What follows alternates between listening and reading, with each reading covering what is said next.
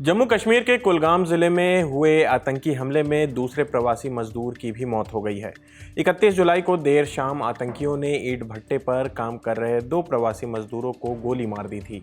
हमले में एक मजदूर की मौके पर ही मौत हो गई, जबकि दूसरे को गंभीर हालत में अस्पताल में भर्ती कराया गया। इलाज के दौरान दूसरे मजदूर ने भी दम तोड़ दिया। अधिकारियों ने शनिवार 1 अगस्त को यह जानकारी दी।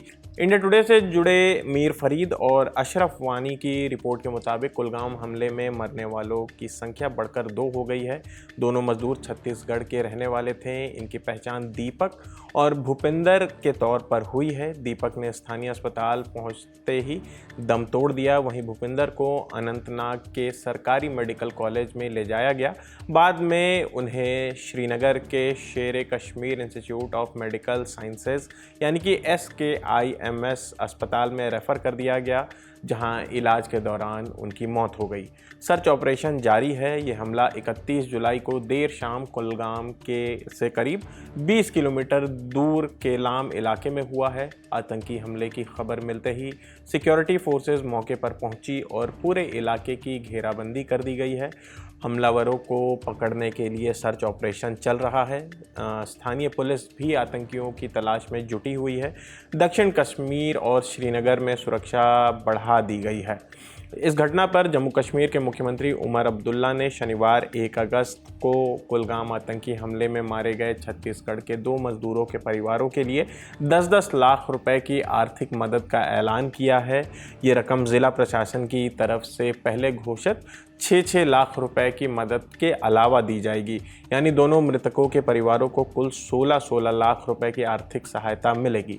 मुख्यमंत्री उमर अब्दुल्ला ने कुलगाम में दोनों मजदूरों की हत्या की कड़ी निंदा की है और उनकी मौत पर दुख जताया है। ये एक बड़ी अफसोसनाक बात है कि बाहर से जो लोग कश्मीर में काम करने आए थे, थोड़ी इज्जत की रोजी रोटी कमाने आए थे, उन बेगुनाह लोगों को इस तरह निशाना बनाया गया। इस हमले की जितनी निंदा की जाए कम है। पैसा देके ना इस हमले को कम किया जा सकता है, ना इनके घर वालों को जो तकलीफ का सामना करना पड़ा है उसमें कोई कमी आएगी। लेकिन ये हमारे तरफ से एक छोटी सी कोशिश है कि इस मुश्किल दौर में हम थोड़ी सी उनकी मदद करें। वहीं जम्मू कश्मीर के उपराज्यपाल मनोज सिन्हा ने इस आतंकी हमले की निंदा की। उन्होंने सुरक्षा बलों को ऑपरेशन तेज करने और हमले के लिए जिम्मेदार आतंकवादियों को खत्म करने का निर्देश दिया है। इस हमले पर जम्मू कश्मीर की पूर्व मुख्यमंत्री और PDP प्रमुख महबूबा मुफ्ती ने कहा कि बाहर से आने वाले मजदूर अपने परिवार का पेट पालने और रोजी रोटी कमाने के लिए कश्मीर आते हैं। ऐसे निर्दोष लोगों को गोली मारने की घटना की निंदा के लिए उनके पास अल्फाज नहीं हैं। महबूबा मुफ्ती ने इस दौरान सुरक्षा व्यवस्था पर भी सवाल उठाए। उन्होंने कहा कि कश्मीर में इतनी भारी सुरक्षा मौजूद होने के बावजूद ऐसी घटनाएं हो रही हैं, तो कहीं ना कहीं सुरक्षा में चूक है। सुनिए उन्होंने और क्या कहा है। क्या करूं, मेरे पास अल्फाज नहीं है। लोग वहां से मजदूरी करने के लिए आते हैं, अपने बीवी बच्चों का पेट पालने के लिए आते हैं। ये भी हम जैसे इंसान हैं। हमारे जो लोग यहाँ मजदूरी करते हैं, काम करते हैं, अपने बच्चों को पालते हैं, इतनी दूर ये क्यों आते हैं? क्योंकि शायद वहाँ इनका रोजगार नहीं, यहाँ कश्मीर में इनको रोजगार मिलता है। तो ऐसे में इनको इस तरह से गोलियां मार के इनको मेरे पास अल्फाज नहीं इस इंसिडेंट को कंडेम करने के लिए।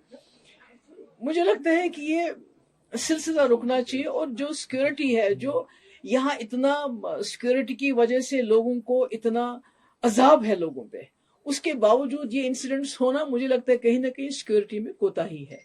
और दूसरी मेरी ये गुजारिश है कि एक तो यहाँ की जो गवर्नमेंट है उसको इन लोगों को मुआवजा देना चाहिए, वहां की तो देगी। दूसरा, इसका बाज़ाब्ता इन्वेस्टिगेशन होना चाहिए। यात्रा की वजह से इतनी सिक्योरिटी होने के बावजूद ऐसे इंसिडेंट्स क्यों हो रहे हैं?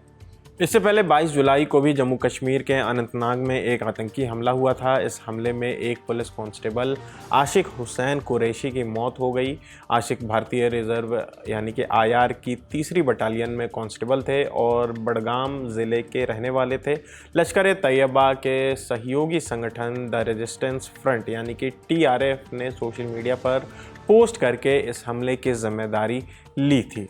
तो फिलहाल इस खबर में इतना ही। आपकी इस खबर पर क्या राय है हमें कमेंट करके ज़रूर बताएं। मेरा नाम आसिफ असरार है। आपके लिए इस खबर को लिखा है हमारे साथी अर्पित ने। देखते रहिए दी ललन टॉप। शुक्रिया।